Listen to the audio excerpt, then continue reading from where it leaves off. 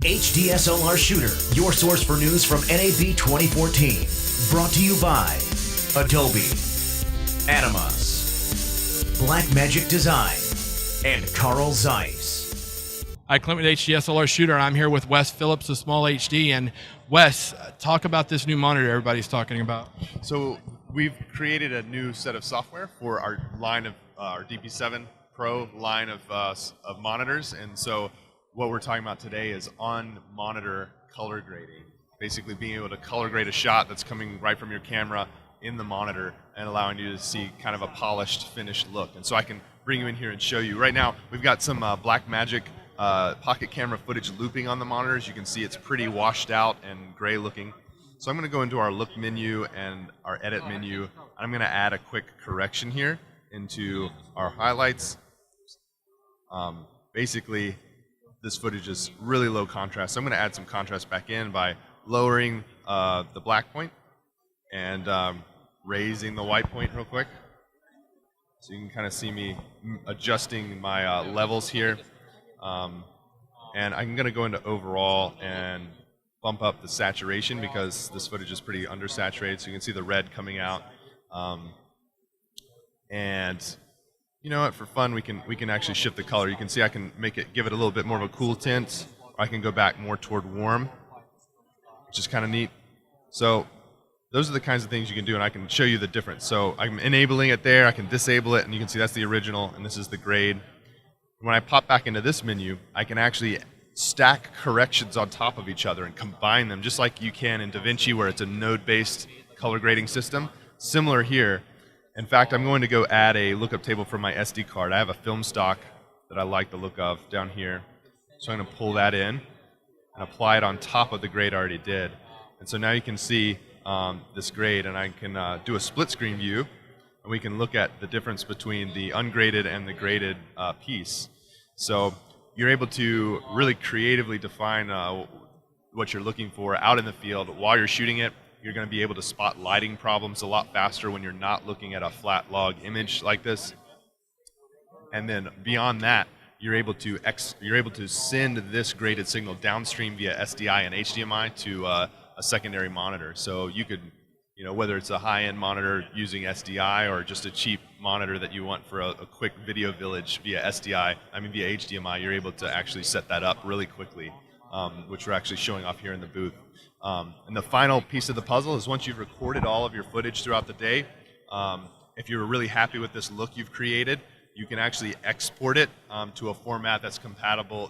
You'll be able to select which color grade format you want. So it'll go to DaVinci and Scratch and LiveGrade and all this sort of things. You'll be able to use a 3D lookup table file made by the monitor and have a starting point in a color grading application to apply to the footage so that you can start finessing your color grade in post. So really, we've improved the workflow from a color grading standpoint. You're gonna be able to define the look in the field quickly and pass that on to post so that everyone's on the same page as far as the visual content is concerned. Now you mentioned that there was a lot of LUTs that were already there. Is that part of the software? We provide corrective LUTs back to Rec 709, and on our website I think we provide a bunch of sample lookup tables that you can play with.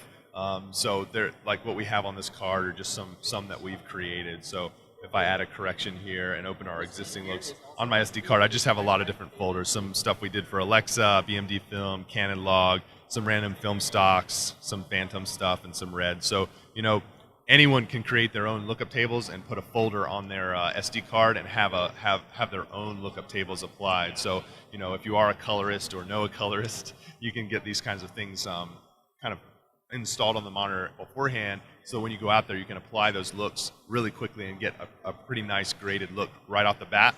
But if it's not quite right, so you can massage it with the tools on this monitor, and then again export all that combined into one thing for the post house to use to continue to massage that real final look using something like DaVinci. Well, it's fantastic because some of the larger monitors for post-production houses and things like that have had this, but man, you had to spend $50,000 or more to get that. Exactly. I kind of think of it as it's like 80 to 90% of a replacement for a DIT cart. It's not going to perform every feature that has, but it really does a fantastic job. Plus, it's mobile. You can actually bring it out into remote locations and still get this kind of effect without having to bring a video village potentially by having this feature. So it's just more mobile and efficient of a way of applying these kinds of lookup tables as opposed to wheeling in a DIT card.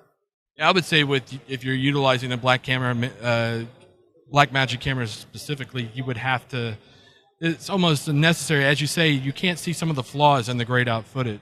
Absolutely. Just in our experience, we've been able to spot lighting problems and things by looking at the graded footage versus the log, because the log just doesn't bring out that saturation or that contrast, and so you can really spot color temperature differences very quickly and be able to make changes on the fly a lot faster. And that's really kind of what this is designed for, is to improve the pace of production. So let me ask you, if there's a loop through, right? Yes, so both of all of the DP7 monitors have loop through for HDMI as well as SDI, as well as conversion between both. So it's kind of in one, out the other. You kind of select what you want. Is it clean coming out to where you could record it? You can make it clean, and you can also add the lookup table to it. But generally speaking, I would say it would be best to put your recorder as like the first unit right after the camera, come out of the recorder and come into the monitoring solution. So then you can send graded footage downstream. And as you say, this works with all of the current DP7 models? Correct. Yeah, this is going to be a free firmware update coming in May. And it's going to be, again, something any one of our users can download via our website. And then starting in the May timeframe, it'll just be part of the monitor solution when you buy it on smallhd.com. Excellent. And again, the cost of the DP7, it ranges, right? That's right. So our entry-level model is an LCD, IPS LCD, 720p screen. That's $13.99. And right now we have a show special that's 10% off all of our DP7s through the weekend. The OLED version is $22.99, and the high bright LCD version, which we're showing here, is $29.99, and it has a 720p panel that is 1500 nits. It's daylight viewable without a sun hood, and so depending on your shooting requirements, you might want one of those three. Excellent. So if people want to find out more, what do they do? They should definitely go to smallhd.com and check out all these products. Thanks, Wes. Yep, absolutely. Thank you. HDSLR Shooter, your source for news from NAB 2014. Brought to you by Adobe, Animas, Blackmagic Design, and Carl Zeiss.